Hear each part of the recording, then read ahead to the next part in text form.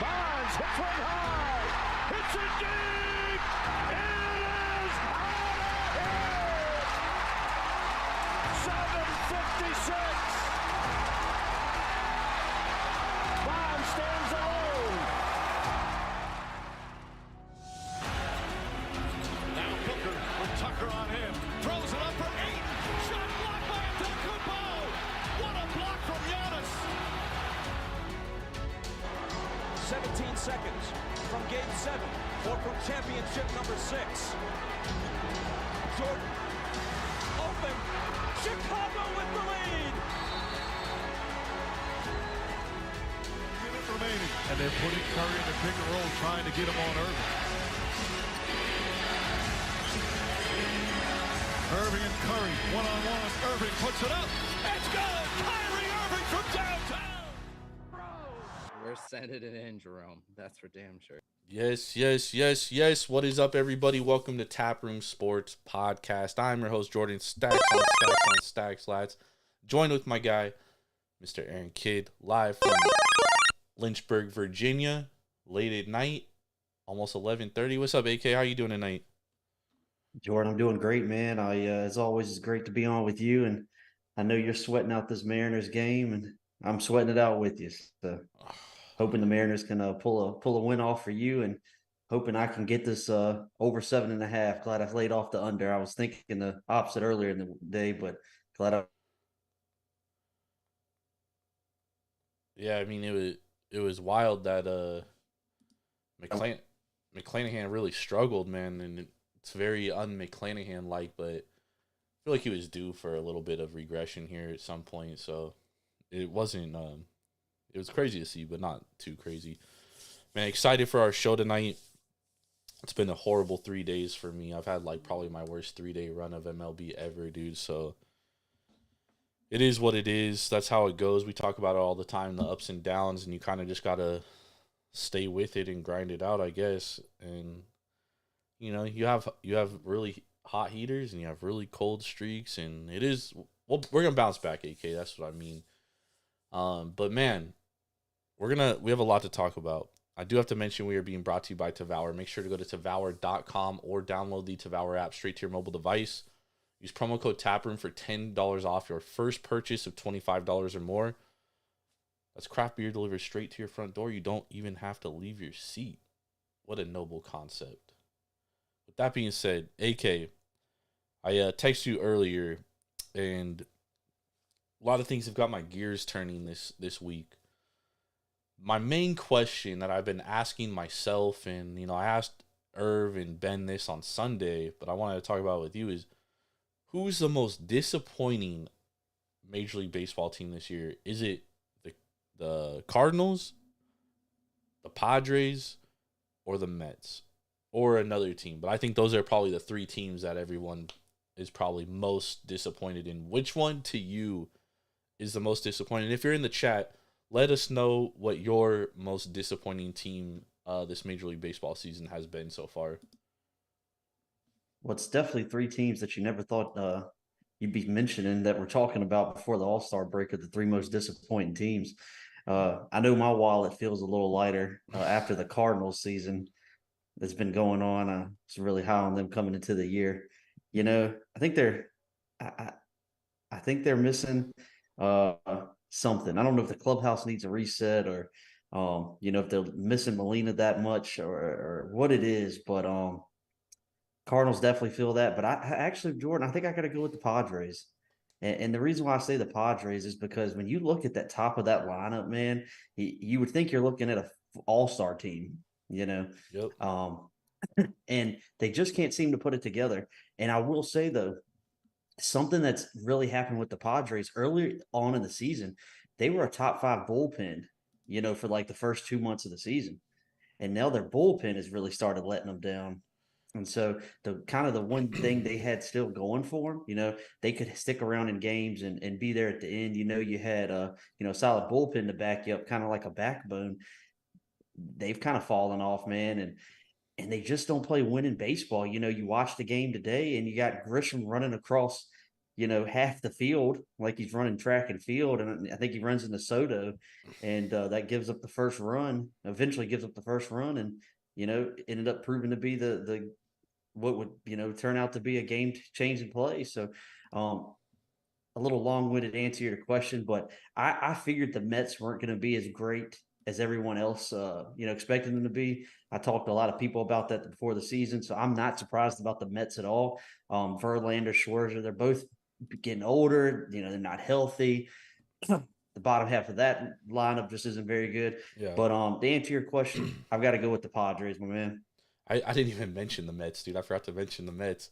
They were just in the back of my head, but yes. No, you're right, dude. Because I mean the Mets, if you think about it, they have like $350 million payroll, and they're in fourth place in their division, or third place in their division. Is it third or fourth right now? The Mets are fourth. They're the Marlins. Oh, yeah, Well, the of course, everybody Phillies. knows the Braves, the Marlins, and the Phillies. Yeah. So I mean, dude, that's like an atrocious. But I agree in the sense of the Padres. This is the thing is like, when we did our preview shows in the beginning of the year, the West, NL West, and the NL Central were basically like all consensus Padres Cardinals. Which teams are gonna win this division? Everybody was on the Cardinals, and I mean the Cardinals were like plus 150 favorites to win the division. I mean that's how heavy favorites they were to win. Oh no, the Cardinals right before first pitch of the first game was minus 130 to win the division. I mean, dude, that is massively disappointing. And then the Padres, on the other hand, you're right. Like the top of that lineup is incredible. They had a good postseason run last year, so you would think that they're gonna like carry this over, and you get Fernando Tatis back in May, and things are gonna turn around. Hasn't been that way, but to your point with the bullpen, the Padres bullpen has actually been pretty good in this in the month of June, dude. They're third in WRC plus against in the month of June. So You just look at like today and like just what happened today. Just a couple boneheaded plays, man, that you just don't. They just don't play winning baseball. And I know everyone.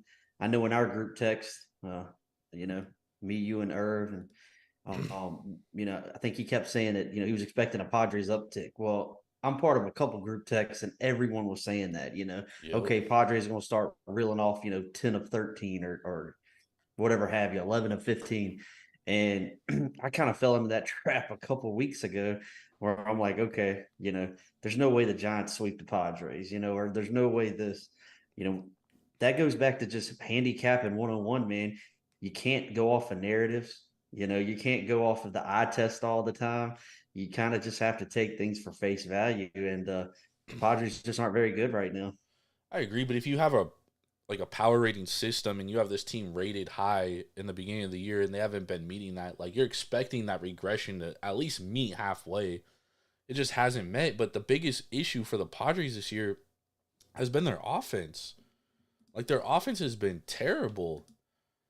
And you look at their lineup, Juan Soto, 153 WRC plus, Fernando Tatis, 135. But then after that, Bogarts, 108, Gary Sanchez, 106, Rougned Odor, 198, below league average. Manny Machado, 90. I mean, this lineup outside of like three guys has been absolute dog shit. And it includes big money players like Manny Machado and Xander Bogaerts. Xander Bogaerts started the year off great, but he's only gone down since.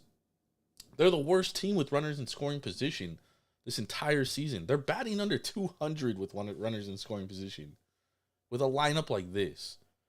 And it's funny because Ben and Irv were texting me today and during the Padres game, and they were like, the Padres need a new bullpen, or they need a bullpen arm or two. I said, bro, the Padres need bats more than they need anything else. It has nothing to do with their pitching. You can't keep relying on these pitching staffs to, only pitch 2-run games. It's tough to win 81-run games winning 3-2 or 4-2, right? You got to be able to score runs, and they can't do that. That's the problem with them, AK.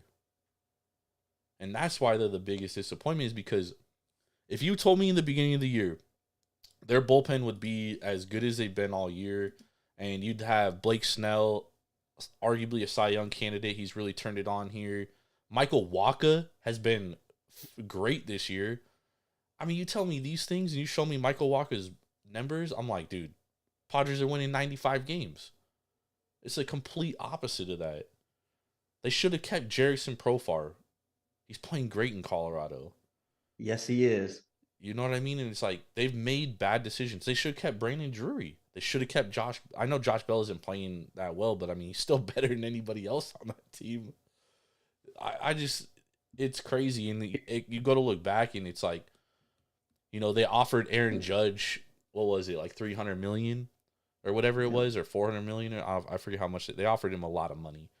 They offered, who else did they offer? Trey Turner. And everyone's like, oh, well, they should have gone out and got pitchers. No, dude, they needed those two guys. Like, they needed them. I mean, obviously, here's a crazy comparison for you, Jordan. This will probably blow a lot of people's minds. The Padres are sitting at 37-45 with a plus 17 run differential. For comparison's sake, the Pittsburgh Pirates are sitting at 39-42, 2-win better record, and they're at minus 31 run differential. So at some point, you expect that to kind of what you said, call it regression, call it balancing of the tides, whatever you call it, what we'll call it. But it feels like that does balance out at some point. Maybe, maybe not. So let me ask you this. I'm going to get further into this. We got the trade deadline coming up in about a month. If you're the Padres, if you're Andrew Preller, and you're sitting here like, man, this team fucking sucks. I've gutted my farm system for this team. Do you think about trading Juan Soto, knowing that he's a free agent at the end of the year? You know, there's a lot of talk about that, man, and obviously you got to see where you're at there, but I don't know, man. It'd just be tough. Obviously, it's tough the potential to lose Juan at the end of the year and let him walk for nothing, you know. But at the end of the, you know, at the trade deadline, or have you gotten closer to 500? You know, do you think you've got one of those, you know, 14-5 runs in you? You know, you really just got to sit there and think, man. And I don't know, you know, talk about this.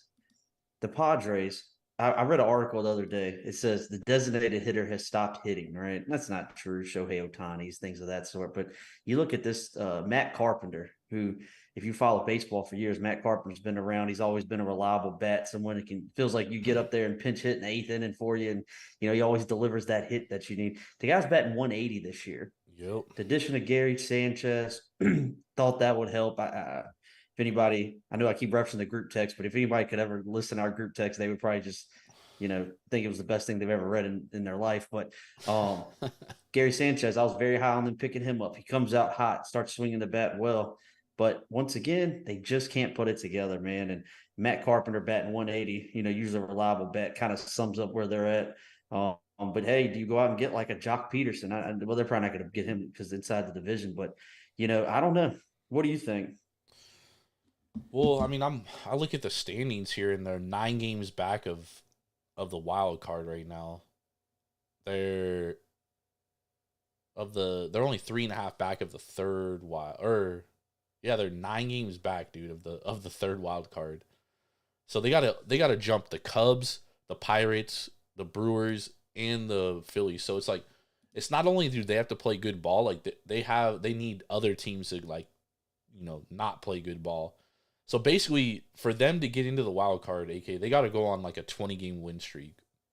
Yeah, like one of those like crazy like 16-4 runs, you know, 17-3 runs or something.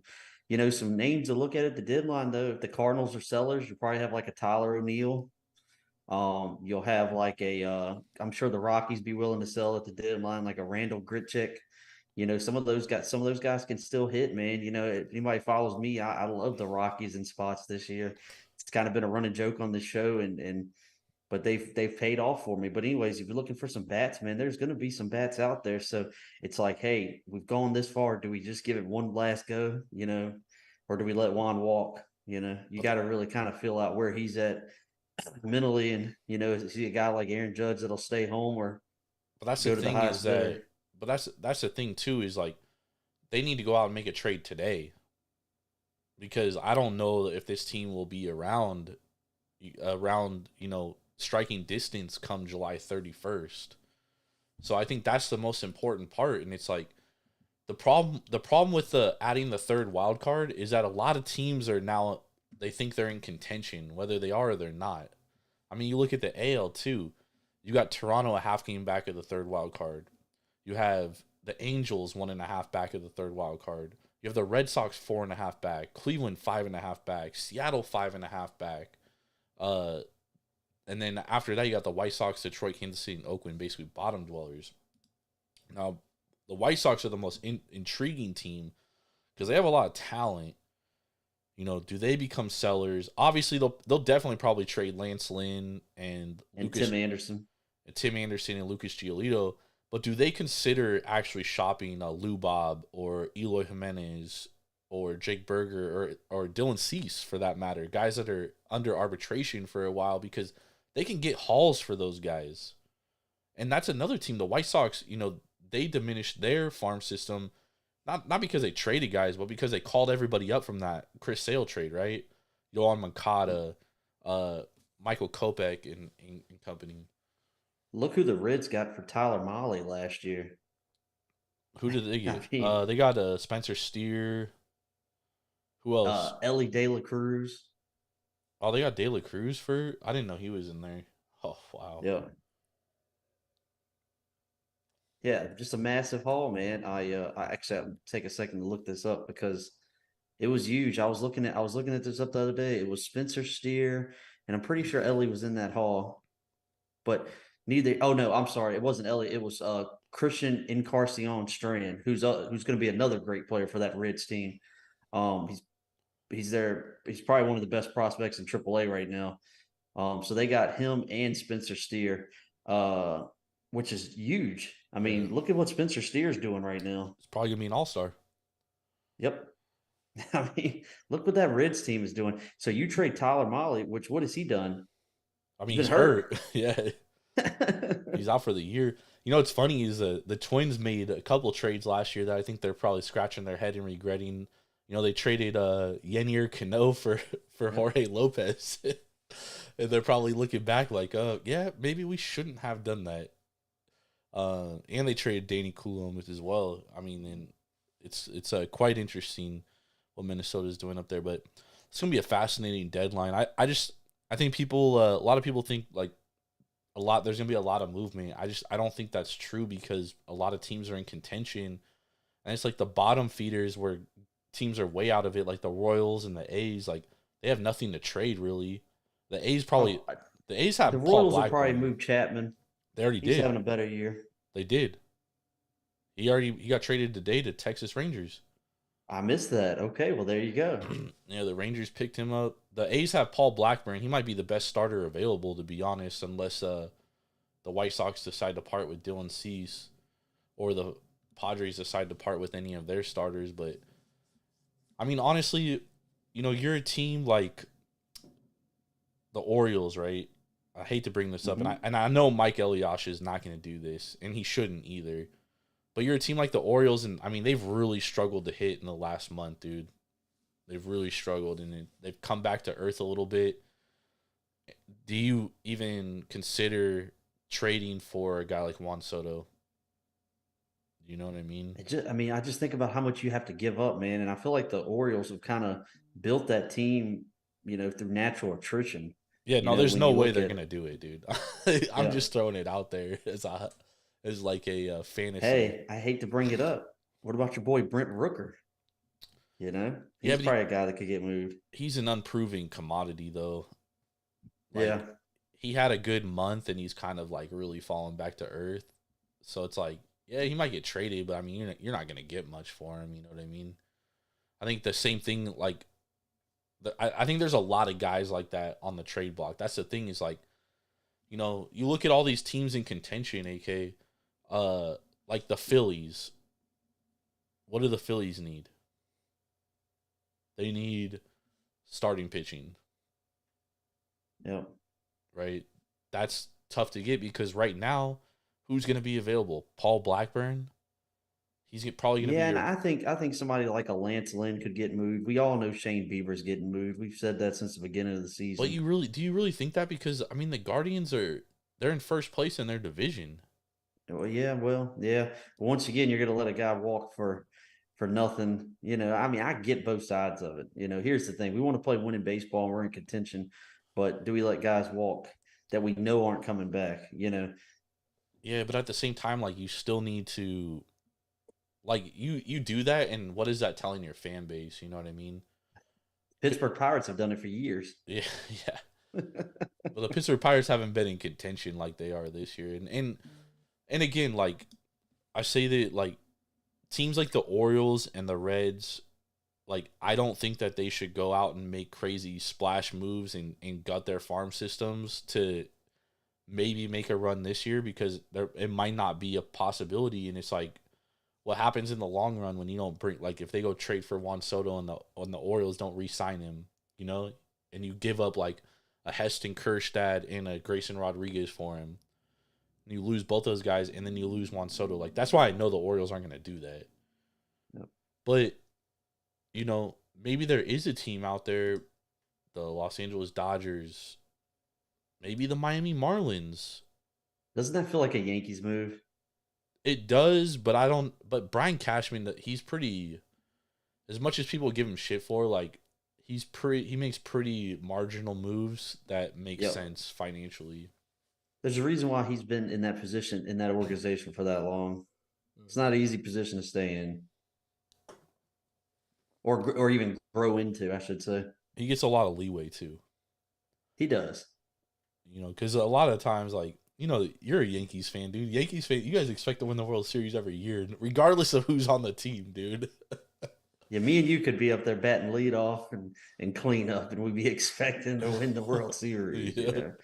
I can't tell you how many Yankees to win World Series tickets I've shredded up over the past 7 years of betting baseball.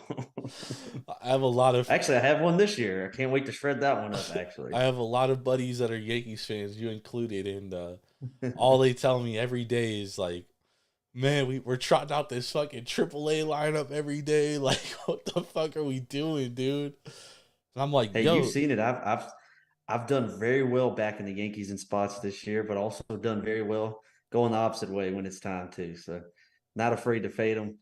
We're talking about a league that teams lose 50, 60, 70 games, worst teams in the league. So, man, that sounds crazy. Just the fact that we do this every day. You got to be fucking insane to do this.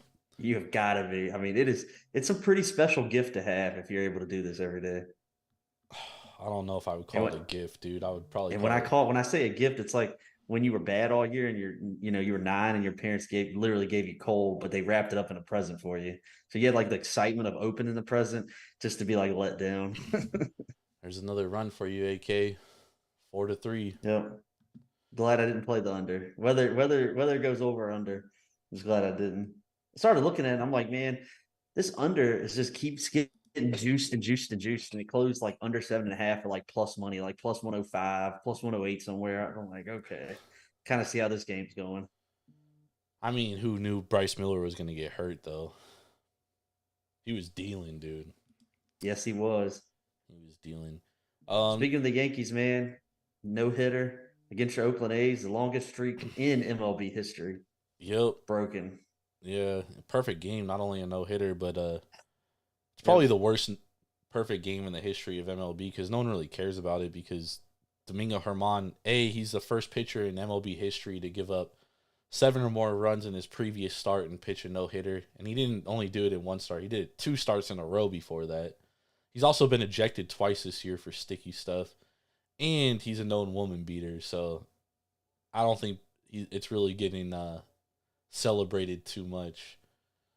Unfortunately, Yankees just got to get healthy, and I feel like I've just been saying that all year. And sorry to our listeners tonight. I know we're not handicapping a lot of games, but me and Jordan, we were kind of talking before the show. We said, man, let's just talk about the baseball season. We're getting close to the All-Star break, and as we should. Let's just chop it up. And but anyways, we're still talking about a Yankees team that's got a plus 39 run differential. They're still 9 games over 500. Still finding ways to win games, man. But they had they had like a a 10 run differential till the A series, dude.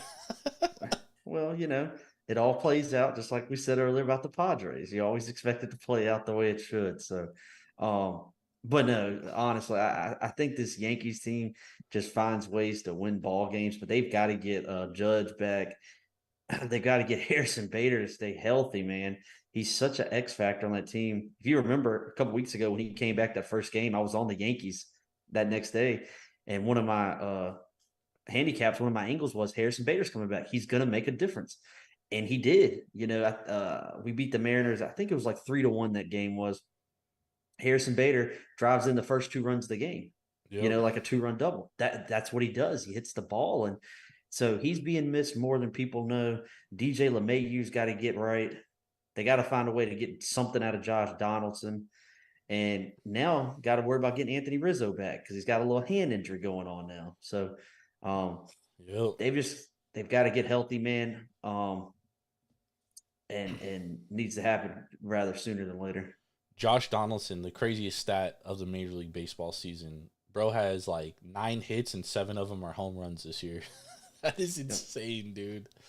Absolute insanity.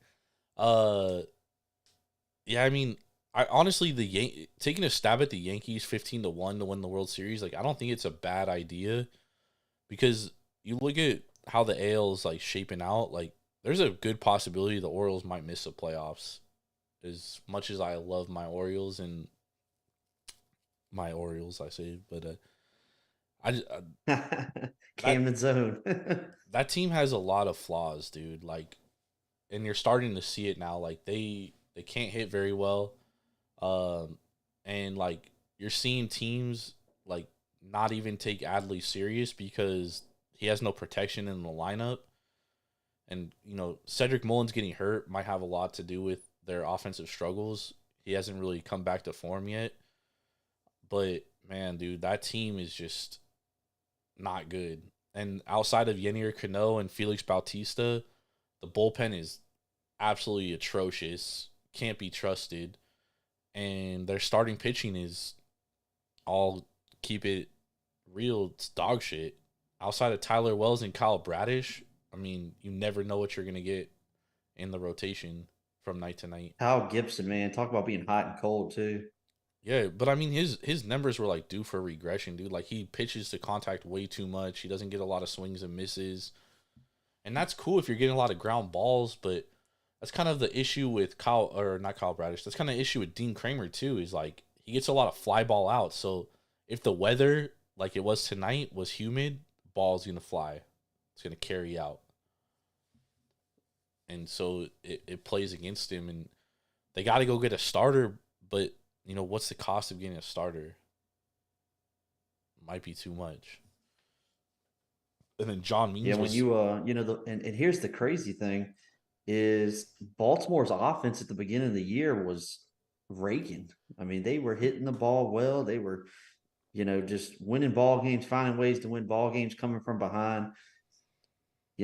We're still talking about in the month of June. We're talking about they've been so, batting 256.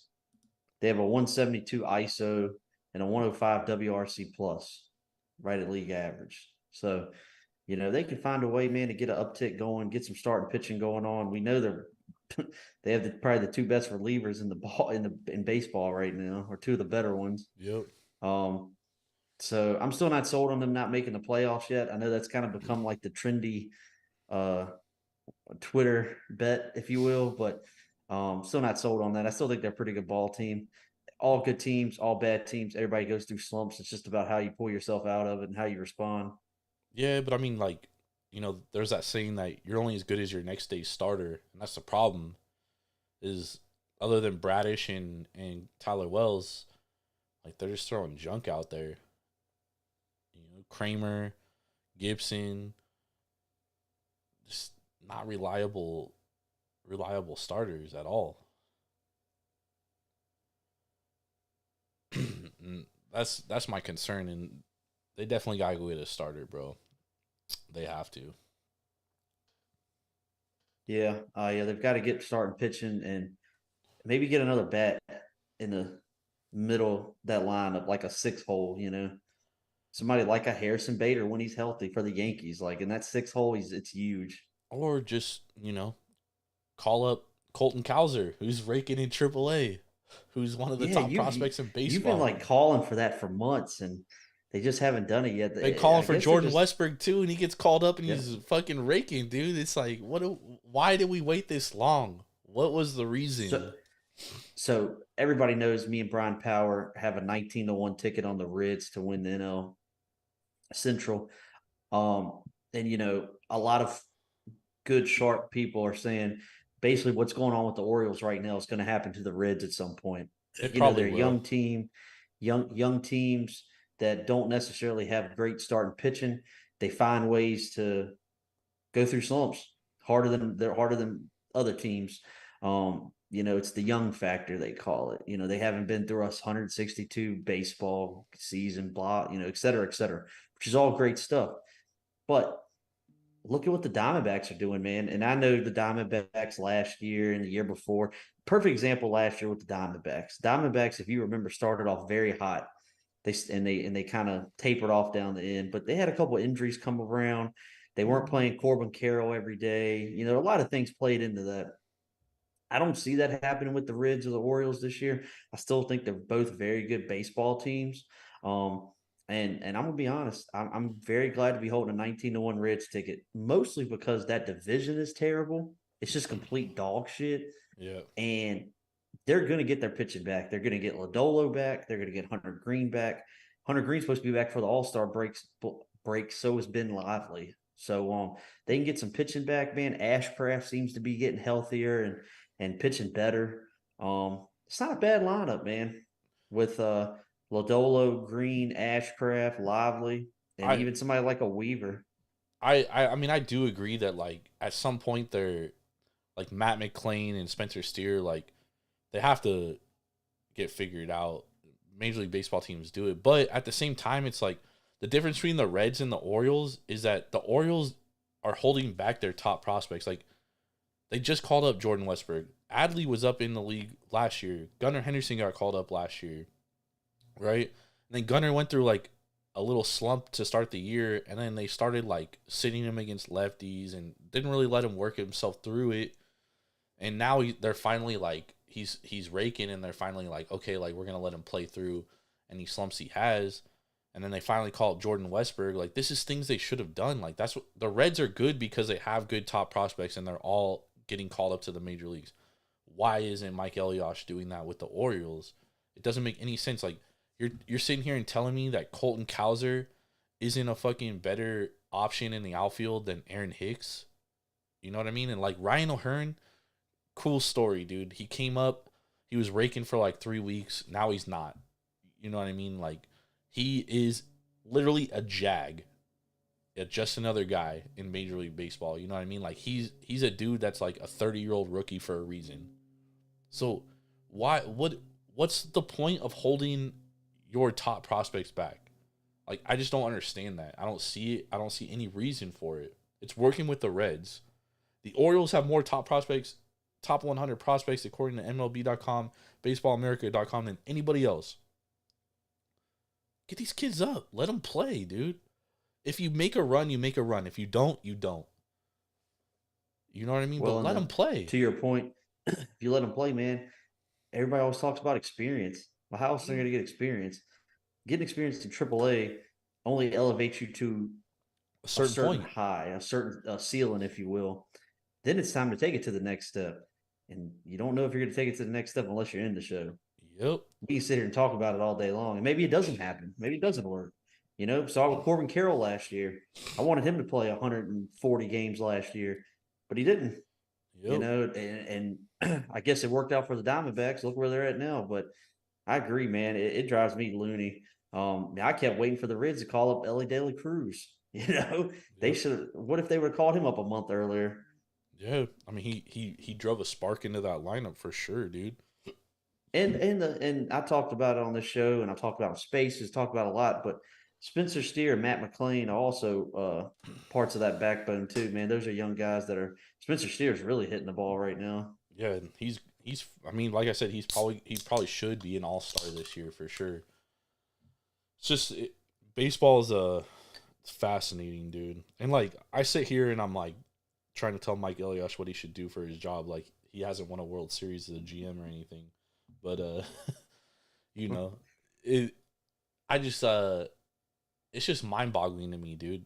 Because like he's sitting there watching his team every day struggle, like not struggle every day, but I mean he's watching them the last like 2 weeks, and that's why he called up Jordan Westbrook, right?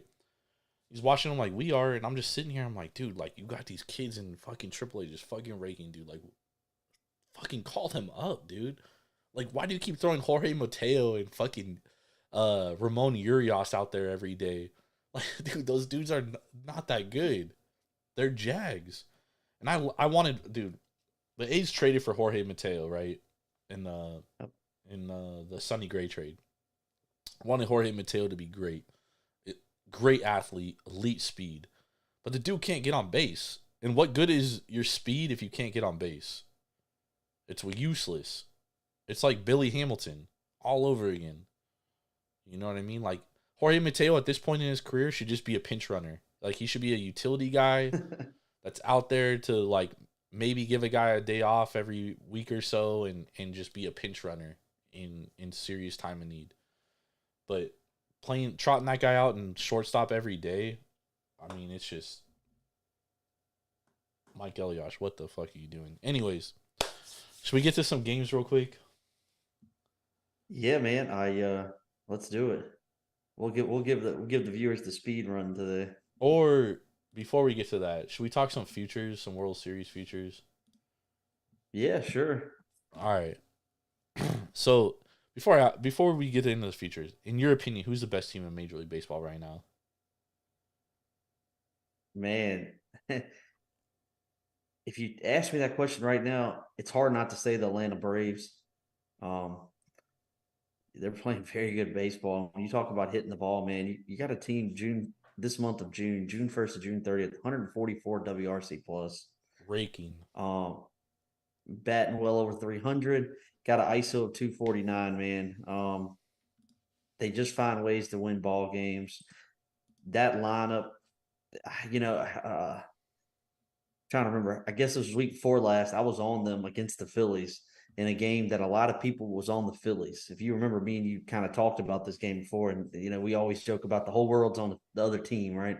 Yep. And everybody was on the Phillies. I played the Braves this day, and the Braves just couldn't hit the ball. I'm like, oh my gosh! Of course, I'd never bet the Braves ever in my life ever. And I finally bet the Braves one day, and I'm gonna lose this game 1-0 or 2-0. Just felt like it was gonna be one of those games. We ended up going to extras, and just thanks to Kyle Schwarber for dropping a routine fly ball. Yeah. And then they just punished them after that. My point of all that is, man, that watching every second of that game just made me realize that this team does not quit. They could have easily packed it in. Oh, let's get out of Philly today and we'll lose 1-0 and move on with our life. Nope, that team does not quit. I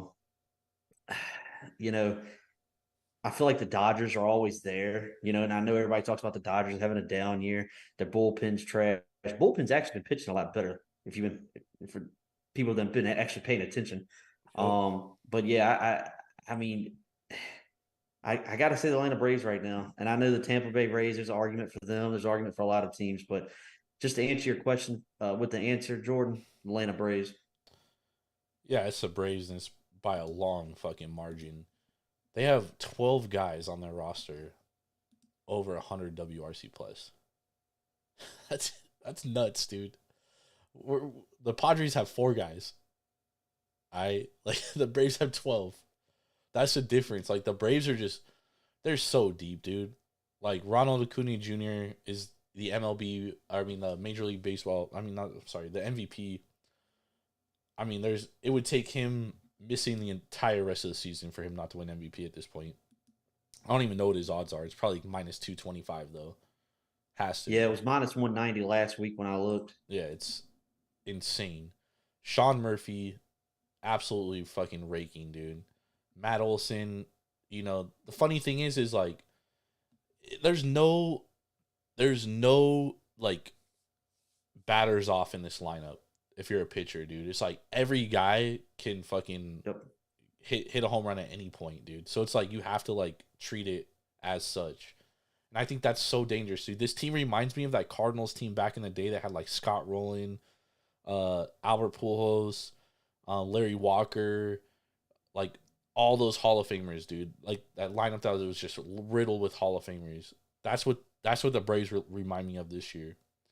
And the only thing that's going to stop the Braves is whether their starting pitching can sustain itself. Because Max Fried's hurt, Kyle Wright's hurt. They're getting unbelievable production from Bryce Elder. And they're, I hate to say like luck because, I mean, it might not be luck, but these are like dudes that aren't great starting pitchers. They're just kind of out there and they're pitching well. Uncle Charlie's still doing his thing at fucking 40. You know what I mean? Like, can the starting pitching sustain itself? That's my only question for betting the Braves. And they're, basically plus 360, plus 350 shopping around. There's obviously no value in that. There's a 4-1 out there on Caesars. I don't even think there's the value on that because when it comes to and my same thing with the Rays, dude, is the Rays starting pitching sustainable with, given the fact that Drew Rasmussen might not come back this year, Jeffrey Springs we know is out for the year, and the Rays just tied it. Yep. Just my luck, man. Jordan, just for the sake of throwing out a dark horse like I love to always do, there's some value on, and I can't believe I'm going to say this, but the fact that you can still get the Phillies some places plus 4,000. We saw what the Phillies did last year in the playoffs. They've quietly started winning some ball games, quietly put themselves in, position. We talked about it earlier, that NL East. I know you're high on the Marlins, and that's great. But you're talking about a Phillies team that's now, crept up 5 games over 500, 6-4 over the last 10. They've started winning some ball games again, man. And I don't know. I mean, the fact that you can get the Phillies plus 4,000 from the simple fact of a value standpoint is some value there. I agree with that. My only concern about the Phillies is that I just don't know if they'll have the starting pitching to really sustain itself. And they obviously don't have Zach Wheeler just hasn't been the Zach Wheeler, the dominant Zach Wheeler that I'm used to. Or Aaron this Nola. year. Nola hasn't. Walker is inconsistent. But Ranger Suarez has been nice. He's bounced back. Yep. But when normally when you talk about those 4 guys in a 4 out of 5 starting rotation, usually that's a pretty good starting rotation. So you do expect all those guys to halfway figure it out. I mean, look what they did in the playoffs last year. Just kind of fooled everybody. They boozled everybody. They were raking in the playoffs last year. Let's be real.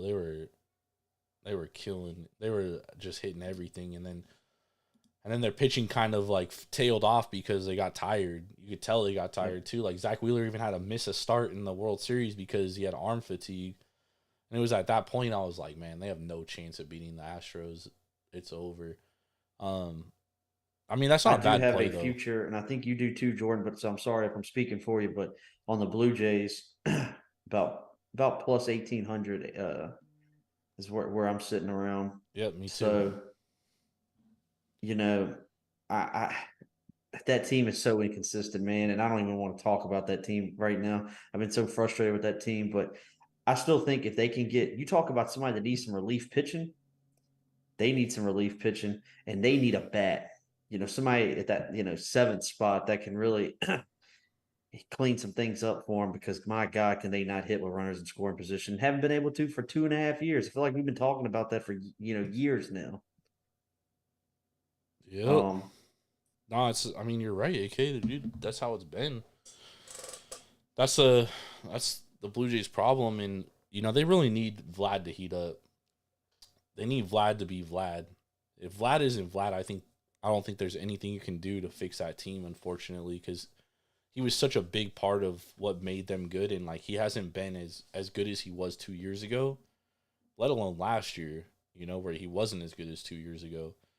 So, we'll see, though. And they need some help down in that 6th, 7th spot, too, I would have never thought that Dalton Varsho would be struggling to bat 200 before the season. I thought he was a guy that was kind of, got traded and here we go, got a fresh team, got a lot of expectations for that team.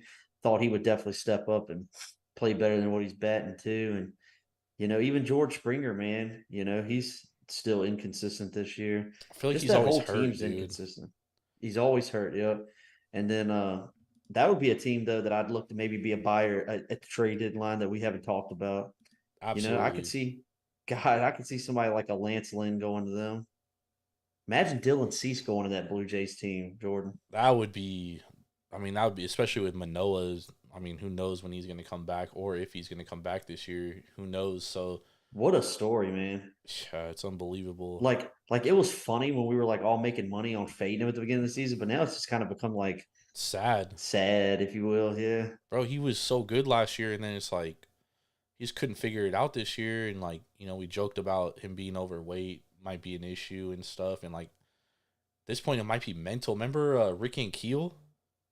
That's right. Yep. Bro, he might be going through a similar thing, and at this point, I almost feel bad for him, dude. I hope he figures it out. Hope he gets down there and figures it out and bounces back because, man, he was so good last year and dominant. Hopefully he gets back to that same Manoah that we once seen. But been a wild year, man. And honestly, the Blue Jays number hasn't even moved that much from what we got it at 18-1. There's still some books that are still 18-1. There's some that are 20-1, 25-1. Really depends on where you get them at. But dude, the Orioles are 30-1, way behind them. You know what I mean? Not way behind, but behind them. So it tells you what the market actually thinks about the Blue Jays. Blue Jays should bounce back a little, positive regression, and that's kind of why I think the Orioles might be in trouble to make the playoffs because. The Blue Jays have been struggling, and they're not really taking full advantage of it. They're only, 5 or so games up on Toronto. They can continue sliding like this, and Toronto figures it out. Who knows what happens? Anyways, let's talk some baseball for tomorrow. Sorry, y'all. We had to get a lot off our chest, though, and talk some futures. Irv said Blue Jays are ass. We know. Yes, they are. We know, brother. We know. But they could figure it out, man. We still got half a season left, dude. Yep. And I think that's what people are often forgetting. They go out and get a pitcher and a bat, even I don't know, a Randall Grichuk or you love Randall Grichuk. I just like the Rockies, man. I just think there's what about Jerickson Profar, dude? Loved, yep. And I know you're not high on him. I like CJ Cron. I like CJ Cron at home in Coors Field. Yep. If he has a hitter-friendly park, he's nice. But he's hurt right now, too, so he can't really get He came back. He's back. Oh, he's back? Yep. Oh, nice. Is Chris Bryant back? No, Chris Bryant. What a waste of money from the Rockies for that, dude.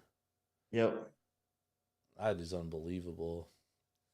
Unbelievable stuff with Chris Bryant. All right. Let's talk some Twins Orioles tomorrow. So obviously the Twins won 8-1 today. Just they scored 9 runs in the entire week before today and scored 8 runs today. Shocker, I know. That's what happens when you play the Orioles right now. Tomorrow though, or today, depending on where you're at. If you're where AK's at, it's today. If you're where I'm at, it's tomorrow.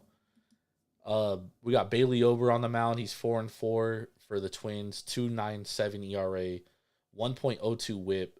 He'll be opposing Kyle Bradish, who's 4-3, 3.75 ERA, 1.19 WHIP. What's your early take on this game here? Well, Jordan, I'll make it quick because I know we're way over on the show, but I'll be honest, I'm not high on that Twins team. Still haven't been. I know they're in first place in their division now, but that's not saying a whole lot.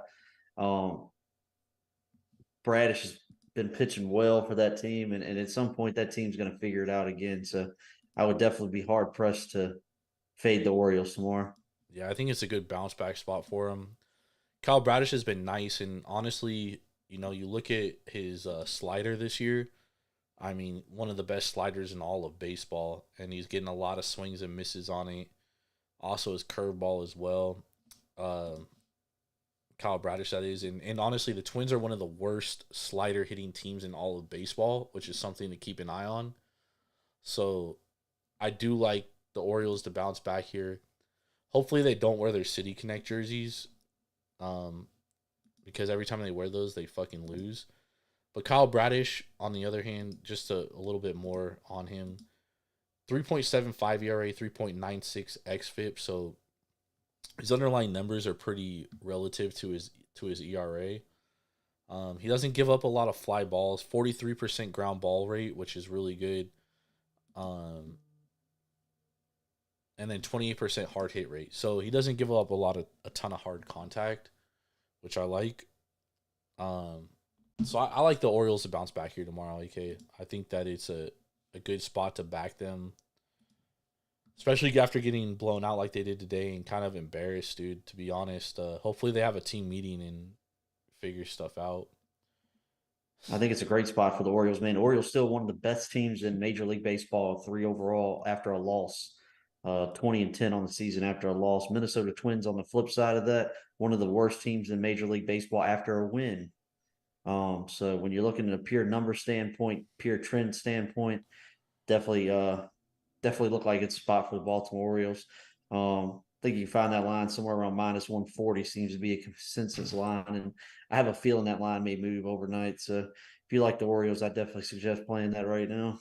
Agreed. I also fear, though, from the flip side, is that Johan Duran didn't pitch today. He hasn't pitched in like a week, which honestly could be a good thing, beneficial for the Orioles, because we saw with the Orioles too. We talked about this before when Cano and Bautista didn't pitch for like a week and they fucking didn't look good, right? They had a little bit of rust.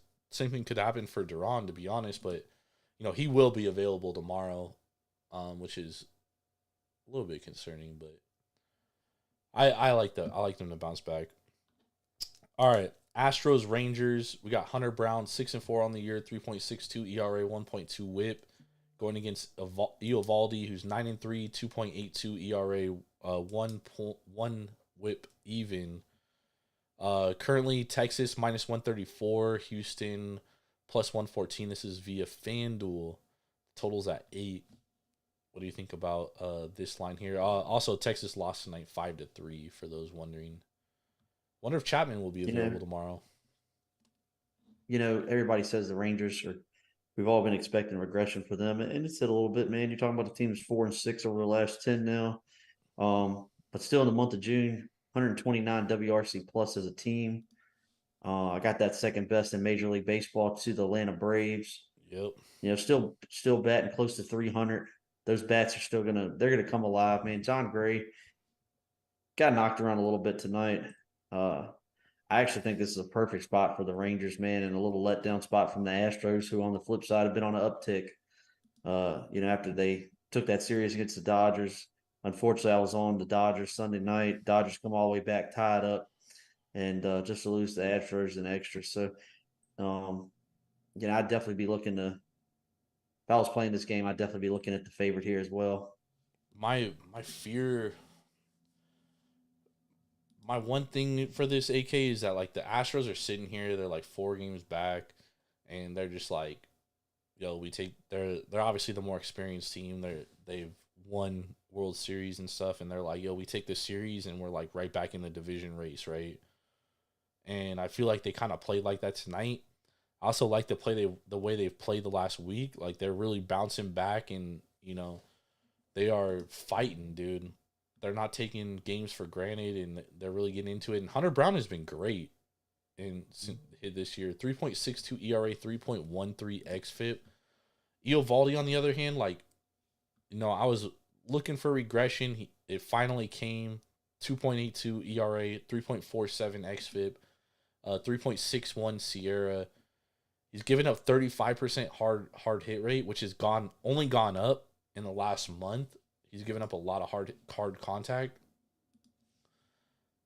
I don't know, AK. I don't love the Rangers in this spot. And Eovaldi's been worse at home than he has been on the road. He's also worse against right-handed hitters than he is against lefties. And without Jordan, I mean, the Astros are basically a whole right-handed hitting lineup outside of Kyle Tucker.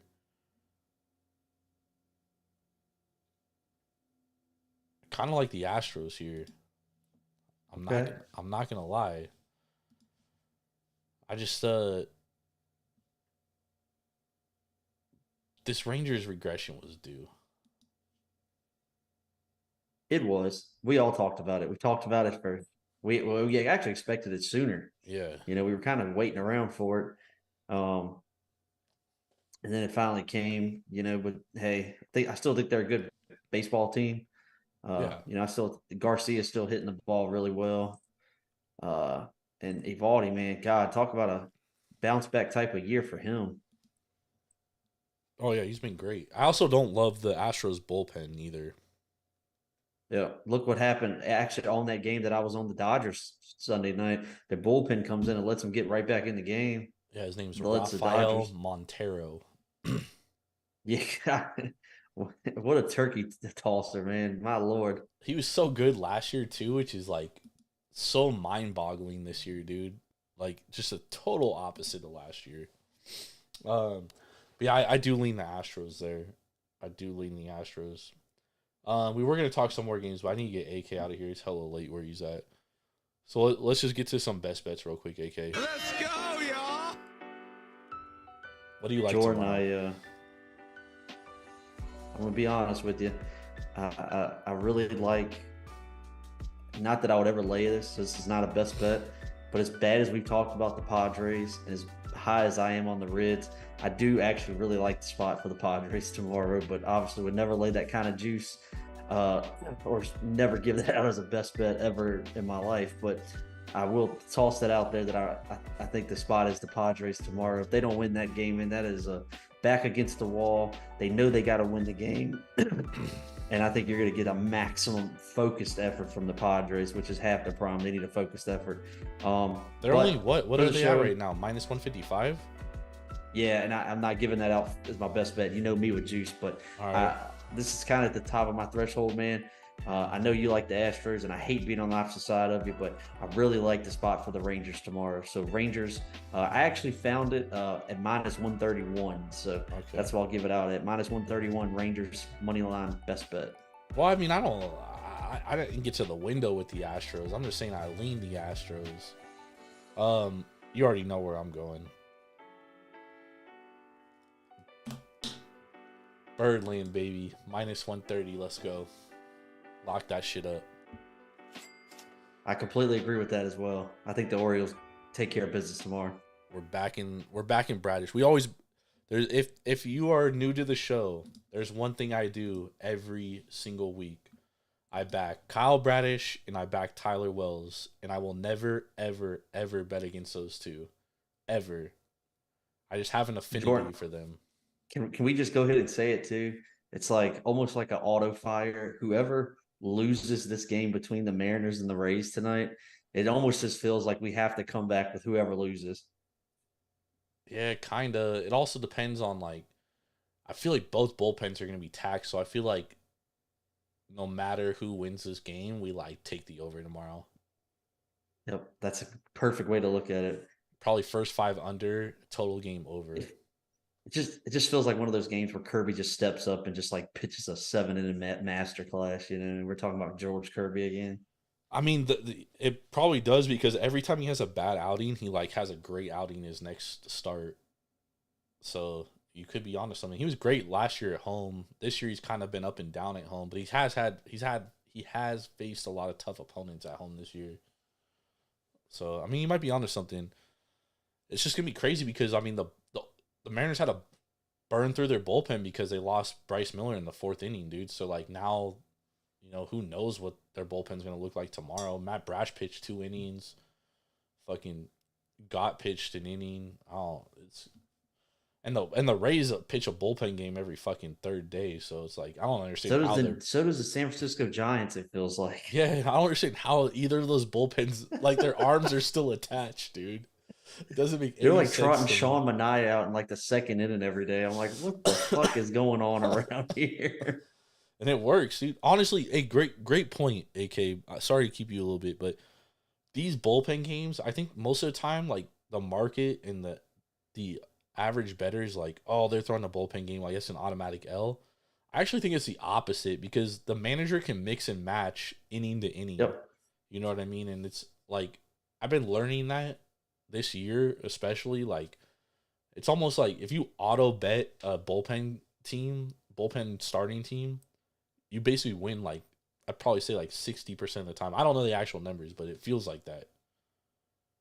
Yeah, and so here's the thing, Jordan. When we talk about handicap in baseball, we talk about, yes, there's more numbers and stats and trends that we can look at with baseball than any other sport, right? But here's the thing. It's very hard to cap bullpens, right? We don't know exactly who's they're going to trot out there and what position they're going to be in to trot someone out. Perfect example. You never think Mariners starting pitcher is going to get knocked out in the fourth inning today. But my point of that is when you try to handicap a bullpen game, you're handicapping the unknown and all unknown. You know, a lot of times bullpen games now, they've almost got like a starter and I don't even know what to call it, but like it's almost like a starter, like a starting quarterback and a running back, and both of them can run the ball. And you just don't know who's going to run the ball today. You know, is it the quarterback or is it the running back? Is it Lamar Jackson or is it Gus Edwards, right? And so like they do this with Sean Manaea a lot, right? They start Walker and they'll bring Manaea out like in the second inning and pitch him to like the fifth or sixth, you know, so he's almost like a starting pitcher. So my point of that is it's very hard to handicap it because you're handicapping the unknown. Yeah, absolutely, man. And you don't know who they're going to bring in inning to inning. Like they're just going to mix and match, you know what I mean? So you're right. It's very difficult. Keep that in mind, everybody. All right. Thank y'all for hanging out with us. Sorry we spent the majority of the show talking a lot of different stuff, but I mean it was good conversation, man, and it was conversation that needed to be had, and I hope everybody learned something from it, and hopefully you carry this on for the rest of the baseball season. AK and I will be back next Friday. We'll be back next Wednesday. Before that, we'll be breaking down the Big 12 with CT Bets as well. And then I'll be back Sunday night with Irv and Ben, kind of recapping the week in Major League Baseball and going over a lot of other stuff. So make sure to tap into that. We also have our NFL preview starting in a week or two, I think. Sorry, I don't have my schedule right in front of me, but we got that coming up as well. So hang out with us, man. Tap in. Let's get some winners, man. For AK, follow him at AK Sports 90 on Twitter. AK Sports 90. Follow myself at Jordan Rules TSP. Follow Taproom Sports Podcast at Taproom_sports. Make sure to go to our YouTube, youtube.com/@Taproom Sports Podcast. Go to our Twitch, twitch.tv/Taproom Sports. Get notified when we go live. AK, I appreciate you, brother.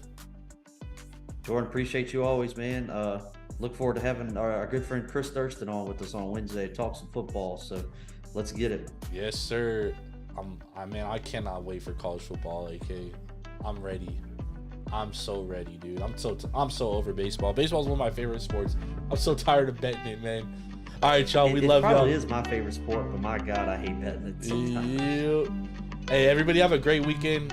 Let's get this money. We'll catch y'all later. Peace.